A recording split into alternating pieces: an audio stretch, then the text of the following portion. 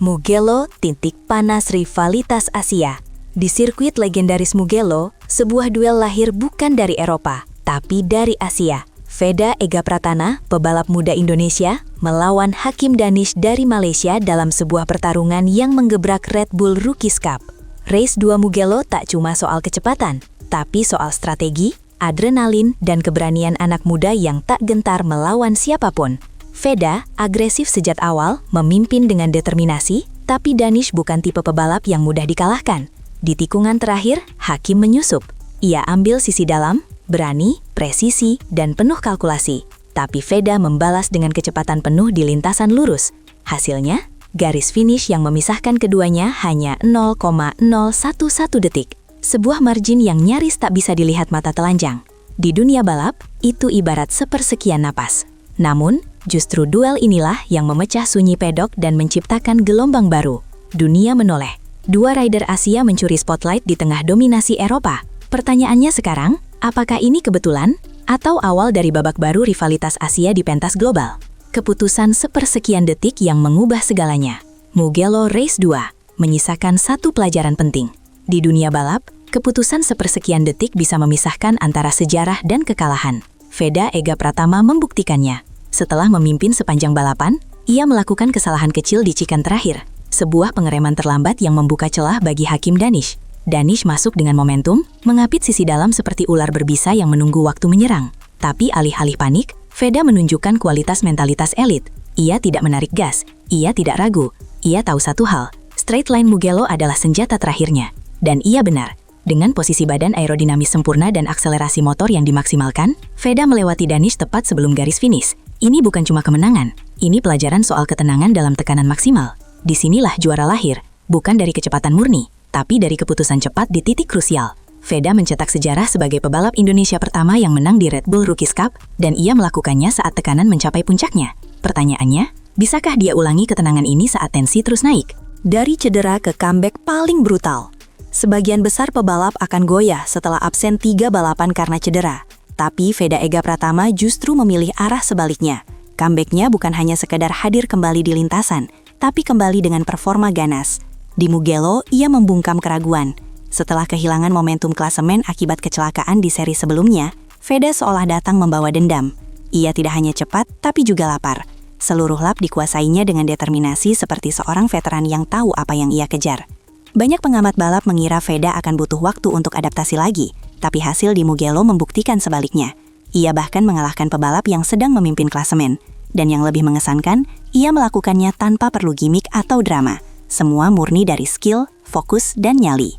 Comeback ini bukan cuma tentang poin tambahan, ini adalah sinyal untuk seluruh pedok. Veda belum habis, dia kembali, dan setiap detik ke depan dia akan bertarung seolah tak ada hari esok. Dan jika itu belum cukup mengejutkan, tunggu sampai Anda tahu siapa targetnya berikutnya. Hakim Danish, sang pecatur dari Malaysia. Jika Veda adalah senjata api yang meledak sejak awal, maka Hakim Danish adalah pecatur tenang yang tahu kapan bergerak dan kapan diam. Sepanjang musim Red Bull Rookies Cup, konsistensi Danish adalah kunci utama. Ia tak selalu jadi headline, tapi diam-diam klasemen menunjukkan bahwa dialah pemimpin sejati. Bukan karena sensasi, tapi karena presisi. Hakim tak banyak melakukan manuver sembrono. Ia menunggu lawan lelah, lalu menyerang. Seperti di Mugello, ia biarkan Veda memimpin, menjaga jarak, lalu memilih momen terakhir untuk menyusup. Itu bukan refleks, itu kalkulasi. Danish sudah terbiasa main di level tekanan tinggi, dan justru di situ keunggulannya muncul. Tapi ada satu pertanyaan besar, bisakah gaya balap seperti ini bertahan saat tensi rivalitas semakin panas? Apakah konsistensi bisa melawan ledakan talenta seperti Veda? Atau justru Danish akan berubah menjadi lebih agresif? Di dunia balap, terkadang menjadi terlalu tenang bisa jadi bumerang, dan sekarang spotlight mulai berpindah padanya. Siapkah Hakim mengemban beban sebagai target utama? Dua gaya, dua negara, satu panggung. Kontras antara Veda dan Hakim tidak hanya pada jalur balap, tapi juga filosofi yang mereka bawa. Veda adalah simbol agresivitas Asia Tenggara yang penuh semangat, cepat, berani, dan selalu menyerang.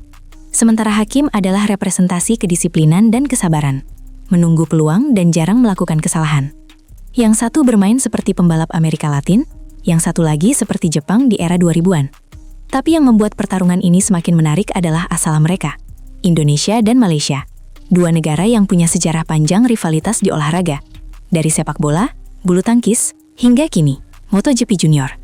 Dan ketika dua gaya ini bertabrakan di Mugello, dunia langsung tahu bahwa ini bukan sekadar duel biasa. Ini potensi rivalitas jangka panjang. Bukan hanya soal siapa tercepat, tapi siapa yang bisa membentuk warisan. Dan ketika dua negara bertetangga saling menyalip di Eropa, yang dipertaruhkan bukan hanya trofi, tapi juga kebanggaan regional.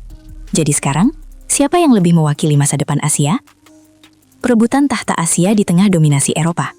Balapan ini bukan cuma soal siapa yang menang, atau siapa tercepat. Ini soal siapa yang akan menjadi wajah baru balap motor Asia di panggung Eropa.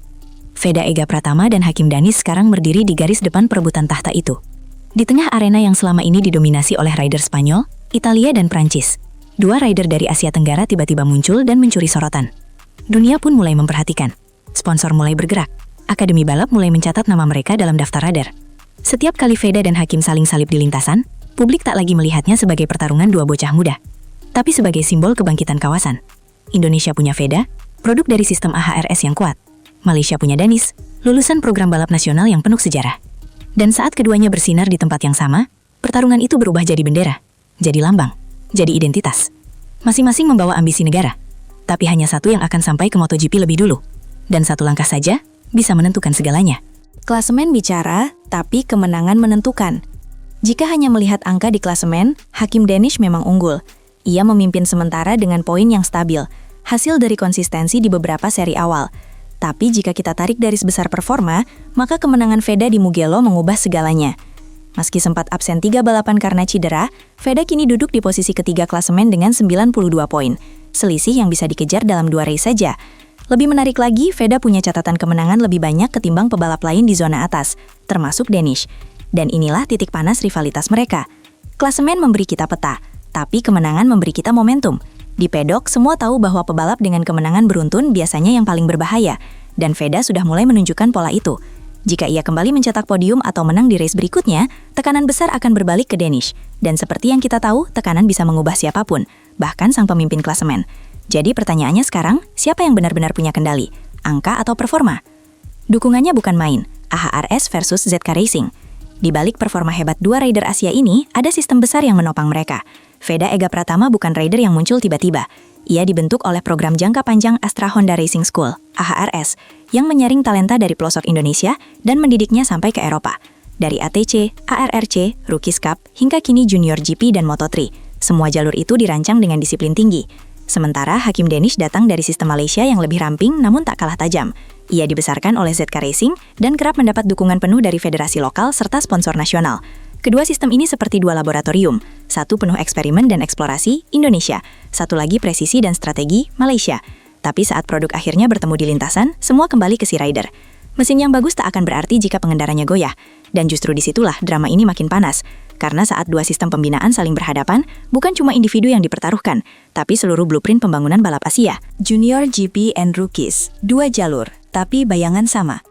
Uniknya, meski rivalitas mereka mencuat di Red Bull Rookies Cup, keduanya punya jalur karir yang sedikit berbeda. Veda Ega Pratama juga tampil reguler di ajang FIM Junior GP, level balap yang sangat teknikal dan keras. Sementara Hakim Danish lebih fokus pada Rookies Cup, menjadikannya sebagai panggung utama pembuktian diri. Tapi perbedaan jalur itu tidak menghapus bayangan rivalitas, justru memperluasnya. Setiap kali Veda tampil di Junior GP, pertanyaan yang muncul adalah, bagaimana jika Hakim ikut di sana? Setiap kali Danish mendominasi Rookies, publik bertanya, akankah Veda membalas di ajang berikutnya? Rivalitas ini sekarang melewati batas kejuaraan. Ia hadir di setiap sesi latihan, setiap kabar cedera, setiap unggahan media sosial. Bahkan tim-tim Moto3 dan sponsor mulai membandingkan jalur keduanya. Siapa lebih siap? Siapa lebih stabil? Dan yang lebih penting, siapa yang lebih bisa jadi brand global?